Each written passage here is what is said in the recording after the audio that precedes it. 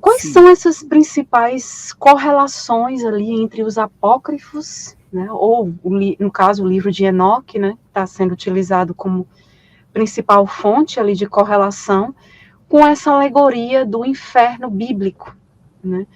Quais, Uhum. assim, principais correlações, principais pontos? Deixa eu colocar aqui na tela já. Sim.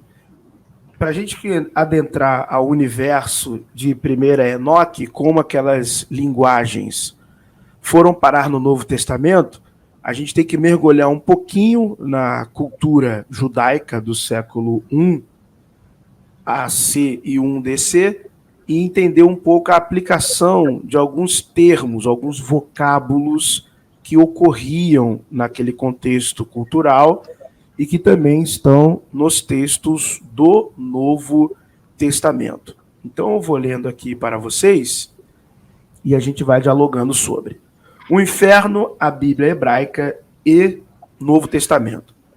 Diversas religiões e postulados de crenças de distintos povos e nações em todo o planeta, desde os tempos antigos, demonstram em suas concepções cosmogônicas a existência de um lugar inferior, submundo, dimensão ou plano inferior, onde se imputa aos seus destinados julgamentos, penitências, peregrinações, punições ou castigos.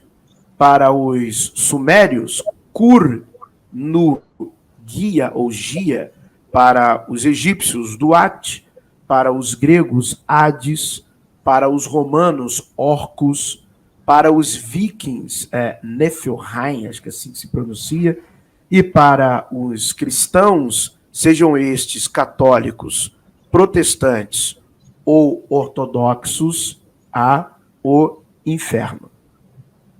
A palavra inferno tem sua origem na palavra latina antes do cristianismo, inferus, que significa lugares baixos.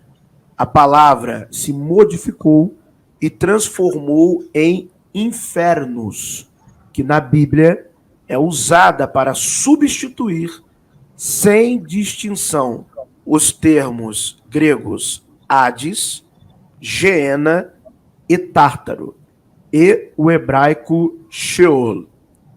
Então, há um fenômeno que aconteceu na Vulgata Latina de Jerônimo, e é um fenômeno também que ocorre na nossa tradução da Bíblia em língua portuguesa. Quando nós lemos os textos do Novo Testamento, em que está lá em português a palavra inferno, na verdade, para o Novo Testamento, nós temos a palavra Hades, que é o submundo, ou lugar dos mortos, ou a morada dos mortos, na mitologia grega, então que leva o mesmo nome do deus, irmão de Zeus. Nós temos Geena, que nós vamos ver mais à frente, que é o vale do filho de Inon, Geben Inon. Nós vamos ver que esse Geena correspondia a um lugar físico, geográfico. Então, esse Geena, que era um lixão a sudoeste de Jerusalém, existiu. Ele existiu de fato. E ele é citado também na Bíblia hebraica. Nós vamos ver também aqui no estudo. E nós temos o Tártaro, que era, vamos dizer assim, um lugar mais profundo no Hades. Então, todas estas nomenclaturas diferentes, estes nomes, estes substantivos diferentes, na tradução na língua portuguesa, está tudo como inferno. Tudo isso é inferno. Só que nós iremos ver que quando nós minimamente conhecemos esta distinção e vemos no texto, principalmente no grego, o que realmente, o sentido real do texto, nós vamos perceber claramente que se tratam da sua aplicação em figuras de linguagem e não uma aplicação de maneira literal. Então isso nós temos que ter muito claro em nossa mente. E no Antigo Testamento, na Bíblia hebraica, é a palavra Sheol, que ela simplesmente significa sepultura. Não tem um outro significado aplicado de maneira literal além desse. Sepultura. Que o vocábulo Sheol, ele também vem de outras divindades antigas, de outra divindade antiga, cananeia. Assim como você tinha o rei do submundo cananeu, que era Mot. E ele tinha vários das suas outras divindades ali, assim como outros deuses também, eu digo divindades subordinadas. Então esse Sheol, que seria essa morada dos mortos, ou esse lugar dos mortos, em uma aplicação simbólica no contexto cananeu, mas no sentido literal era sepultura. Não tinha outro sentido histórico literal além disso. Depois é que vai ganhando associações e outras conotações para tentar expressar a ideia que mais se aproximaria da nossa concepção de uma dimensão, um lugar. Mas até isso nós já vemos na cultura cananeia. Se nós pegarmos, por exemplo, na literatura ugarítica, a epopeia ou o épico de Akhrat, nós temos uma história em que é demonstrado claramente que há, no mundo cananeu, um lugar dos mortos, aonde a alma dos mortos estão.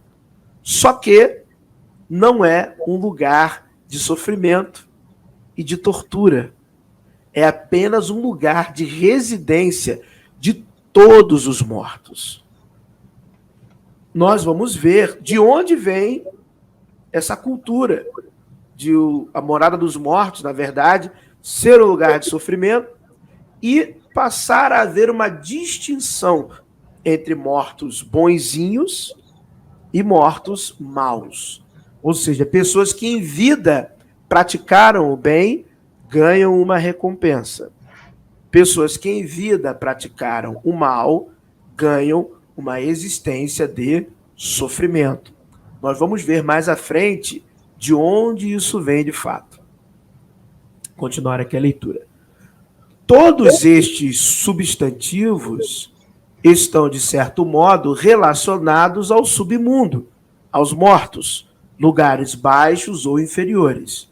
Mas devemos ressaltar que há diferenças na interpretação, aplicação gramatical e histórica dos mesmos.